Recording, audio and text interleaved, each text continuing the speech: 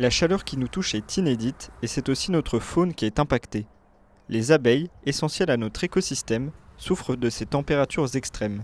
Si elles trouvent des solutions pour leurs besoins en eau, les 20 à 80 000 abeilles qui composent une ruche doivent faire avec une végétation, elle aussi très impactée par la canicule, exemple du côté de Sillingy. On voit qu'elle est toute sèche et du coup les plantes qui sont en souffrance elles vont commencer par perdre des feuilles et ça va impacter forcément les floraisons où elles vont être beaucoup plus courtes, voire elles peuvent être néantes si vraiment il y a une trop grosse sécheresse.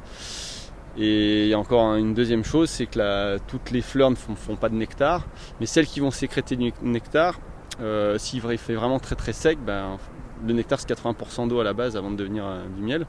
Et du coup si on a vraiment des grosses chaleurs, la fleur elle va moins sécréter de nectar. Ça va impacter aussi le pollen, ça sèche donc ils ont plus de mal à amasser le pollen. Donc ça a vraiment un impact au niveau aliment. La chaleur et le soleil tapent fort sur les ruches. Notre apiculteur les préserve en plaçant certaines à l'ombre, mais cela ne suffit pas toujours. En effet, les abeilles régulent elles-mêmes la température de la ruche, mais cela leur demande un gros effort. L'été, elles vont ventiler pour sécher le nectar qui devient le miel, mais vont aussi réguler la température pour pas que les cires fondent dans la ruche.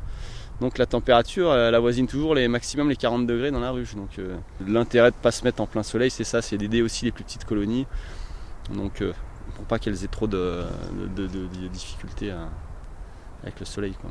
Si le printemps a été plutôt bon pour la production, même meilleur que l'année dernière, ce sont les mielés d'été qui sont impactés. Les conséquences de la chaleur devraient aussi avoir un effet important dans le long terme. C'est plus par anticipation sur l'automne, qu'est-ce qui va se passer si la végétation est tellement sèche.